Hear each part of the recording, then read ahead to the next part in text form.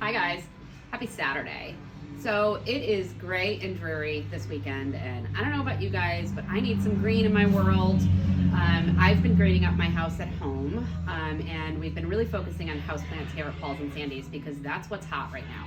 But there's a lot of you who want to jump on that bandwagon, but don't know where to start. You don't want to feel responsible for killing a plant, spending money and then killing it, or the responsibility around taking care of a plant. So I'm going to walk you through today some of the easiest plants that we have. You can put them literally anywhere in your home, on your desk, in the middle of the room. You can put them in not a dark corner, but a room with some ambient light.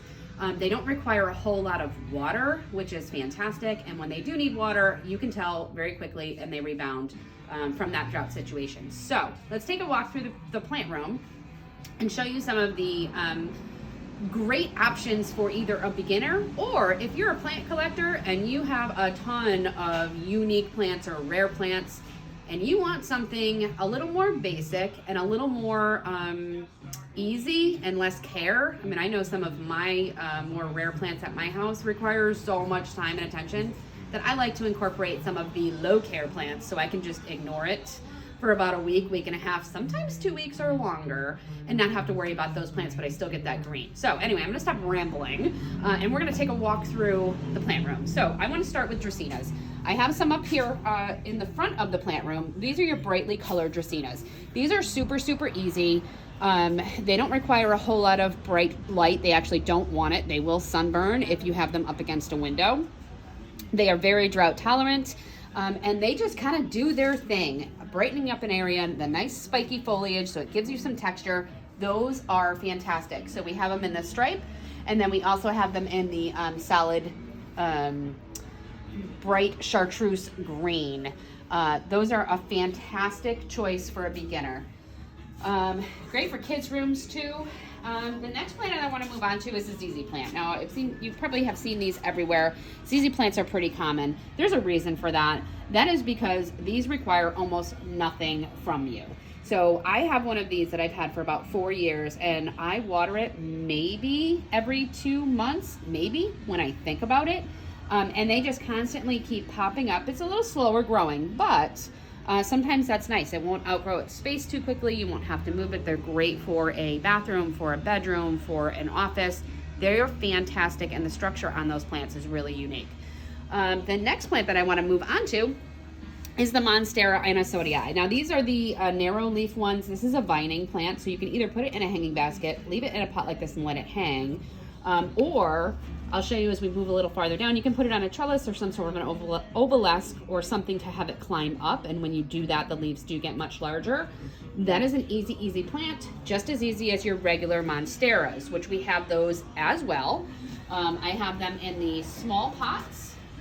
If you want to just start off with a Monstera delicioso, these are a great starter plant. They grow so super fast, and as you can tell, they are just bursting out new leaves, and everything's going to start growing a lot faster now that it's becoming more springtime. This smaller pot here, $12.99, you guys, 13 bucks. These are fantastic, but they get big. I do have a larger one left in stock. These are already starting to show their fenestrations on the leaves, which is fantastic. All of the new foliage that's popping and unfurling does have fenestrations on it. That's great. So if you wanted to start with something a little bit larger, I do have some of the larger ones as well. As we keep moving, prayer plants, Marantas, those are on the easier side. I did get in some of the green Marantas, which are these here. I got these because they were so full. Look at the size of that, you guys. The new foliage that's coming out on that is just amazing. Every single one of these plants has like 4 or 5 or 6 new leaves that are going to unfurl. This is a 6-inch pot. You can put this in a hanger. $12.99 on this, you guys. 6-inch pot, $12.99 for that. Very easy care. Those are actually pretty cool. I have one sitting next to my chair in my plant room, and last night out of the corner of my eye I saw something moving, and it was my prayer plant, because at night they the branches and the leaves tend to move upwards. That's why they're called a prayer plant. So they're praying, and they're like reaching for the light at night. So they actually move. They change their shape, which is just so bizarre and so incredibly cool. I can't even describe it. And then in the morning when the sun starts to rise, they start to come back to their normal shape, I guess. Super, super cool. So I have the green Marantas in stock, and I do have some of the red Marantas in stock as well. Those have a nice red veining through the leaf, new foliage popping on those as well. So as we keep moving, Spathiphyllums are always a great option for a beginner. These plants, they're very dramatic when they need water. They literally will faint. You give them a good soaking in your sink, and within 20 minutes or so, they're popped right back up. There's no signs of any stress on that when it happens. You do have the white flowers on these, which is a nice pop of color as well. Spathiphyllums are fantastic in a lower light situation. And I do still have some of the variegated ones left in stock, which are the dominoes. I was super excited to pick those up. As we keep moving, if you're looking for something larger, you need a floor plant for the corner of the living room, the dining room, whatever. The philodendron hope, excuse me, which is this one here, that is a fantastic option. It really does give you some unique texture. It takes up a pretty good amount of space, and they're super easy. They want to dry out. They don't need a whole lot of light. And I have two of these in stock, and they are both popping up new growth in the center, which is fantastic because their new leaves as they come up are bright and shiny and a much more bright green. So you get the darker green of the older leaves with the lighter green of the new leaves. Those are a great option for a large space that you're trying to take up. Okay, so we've talked a lot about low light, which I'm still going to talk about for a second because I do still have some Xanadu's in stock. These are great. These are a great option. Again, it's a philodendron. It is more of an upright philodendron. These do not want to be overwatered. They do not want full sun. As Dina's showing you here, this is one that is much larger. And their new leaves come out a little bit shiny and a lighter green. Those are fantastic. They're not going to overgrow their spot too quickly. So low light. Now let's say you have a highlight situation. You have a bright sunny window and everything you've tried there has fried to a crisp because you just can't water it enough. Cactus and succulent, you guys. Those are your best options. They usually stay nice and small. They're perfect for a windowsill. They don't require much care. You can let them go so seriously dry and then water them and they bounce right back up. I did get in some of the larger ones if you need more of an impact. I think I posted some pictures of these, but here's some close-ups. This is an old man cactus. This is almost like a flat paddle with all of the fur that grows up. I thought these were so stinking cool. And then this one here, I'm not sure what variety this one is. But I love the structure on that. They're not going to outgrow their space very quickly, and they do not require much from you other than a splash of water every now and then when you actually think of it. I did get in some that had some new growth coming, which is always fun because you know that it's a healthy plant. So if you look on the tips there, it is getting some new growth on those spirals, which are super cool. And I wanted to show this euphorbia. This was my favorite in this last batch that I got. I thought this was so cool. And again, it's got new growth coming up on the top. You can see the bright green on it. I thought that was so unique. I think it's a euphorbia because when I touched one of the spikes, the white came out, and I believe that's a euphorbia, but I could be wrong. I'm not a huge cactus person. We have tons of Sansevierias still.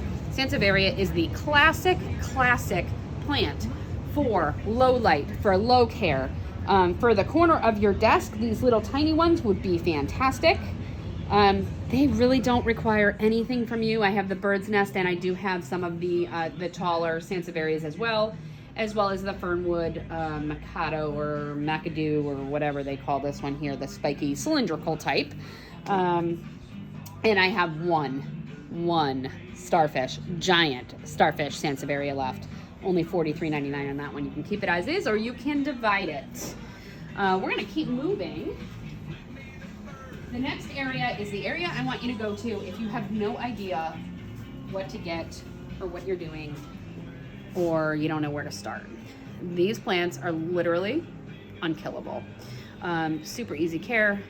They can handle low light. They can handle a little bit more light if it's closer to a window, not like southern window exposure, full sun, not that, but anywhere else in your home.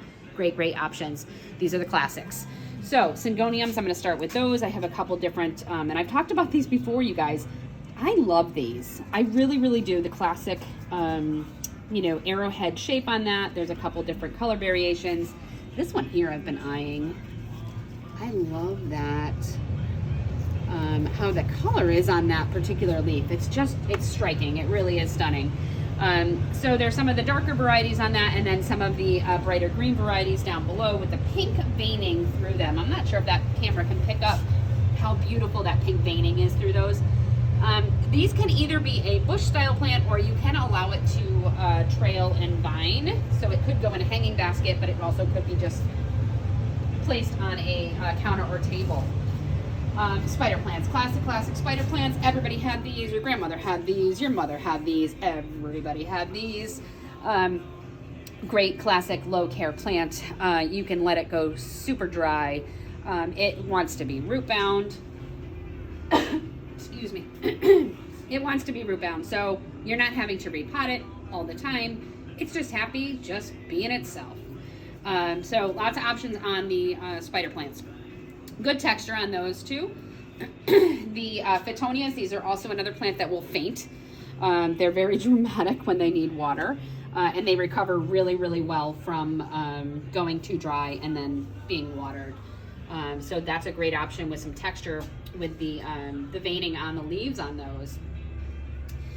Down on the bottom shelf, we're going to talk about Dracaenas. Now these are the Janet Craig Dracaenas. I know, very, very basic, but you know what? Sometimes your eye needs to rest in between some of your more unique plants, and these are great options. These will literally grow anywhere. You can put these anywhere. It's low light. You can put it in a little bit of a brighter area, bathroom, office, bedroom, closet. I'm kidding. It does need some light, but ambient light is fine for that. They're great. Those are fantastic. I can't say enough about the Dracaenas, and there's a couple different leaf variations on those. So some of it with your white variegation, just a straight green with the Janet Craigs. We're going to go up a little bit because I have a couple different styles of Pothos and philodendrons. These are another classic plant. These are virtually unkillable. You can put these anywhere and they will do the job of junglifying your home very quickly. I think our pricing on these is fantastic. Even the big box stores, the last time I was there, they were more expensive than this in a smaller pot. So just wanted to point that out. $16.99 on this.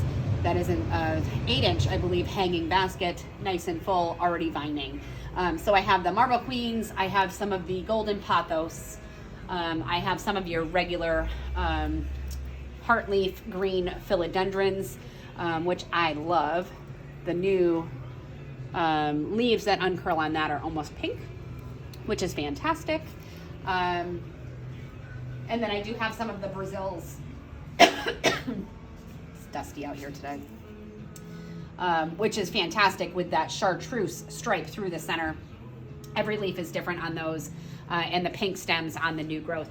Love them, love them. So I have all of those in hanging baskets, but I also have them in regular pots. So you could repot it if you wanted to, put it into something more decorative if you don't have a spot to hang. But here's your Brazils.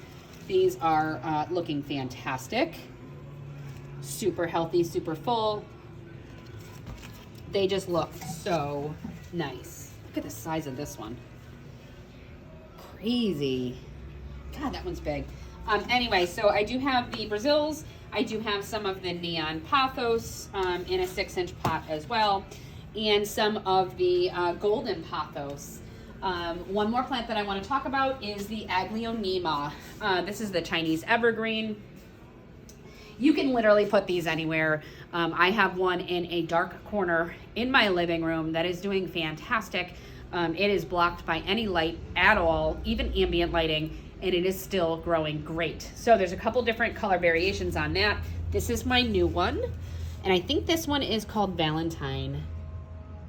It could be Sparkling Sarah, I'm not really sure. It is absolutely beautiful, and I want to point out, I don't know if the camera's gonna pick it up, the pink stems on that, the baby pink stems. These want to dry out. They don't need a whole lot of light, although they can take some light if you have that type of a situation. They're fantastic, can go anywhere. So anyway, I wanted to walk you guys through. Stop in and see us. It's a great day to buy some plants. The weather isn't too cold. And we will see you soon. Have a great day, you guys. Hi again. I totally forgot to show you a few things. One of the things was that Monstera and Sonii that I put on a trellis. So I wanted to make sure that I showed you that. I planted this up a couple weeks ago with one of our wooden trellises on the back, and look how it has already like known that the trellis was there and shot up this long stem. That is going to grow up that and just fill it in and be super, super happy. These are actually plants that grow in the forest floor or the rainforest floor, and they run across the ground until they hit a tree trunk or something, and then they go straight up. And once they go up, that's how they want to live. They want to be vining. They want to be going up. Not saying that you can't put it in a hanging basket, but they prefer it this way, and their leaves get super, super huge. So Monstera and Sonii in this pot with a trellis. You can do it however you want. I have one ready to go, but come in and buy one of the 6-inch pots and do it yourself with something fun. Speaking of Monsteras, did you notice my earrings today? Did you notice what earrings I'm wearing today? Super, super cute. These are made by a local woman who stopped in, I think it was last weekend, and showed me some samples, and I can't get enough of her earrings. And so I got a price list this week, and I placed an order, and they're gonna be coming in, and I will certainly let you know when they will. I did get 3 styles. I didn't order this one. I don't know, maybe selfishly because I wanted these all to myself. But I did get some other really cool ones, so stay tuned for that. Stop in this weekend, you guys. We are looking forward to seeing you, and have a great day.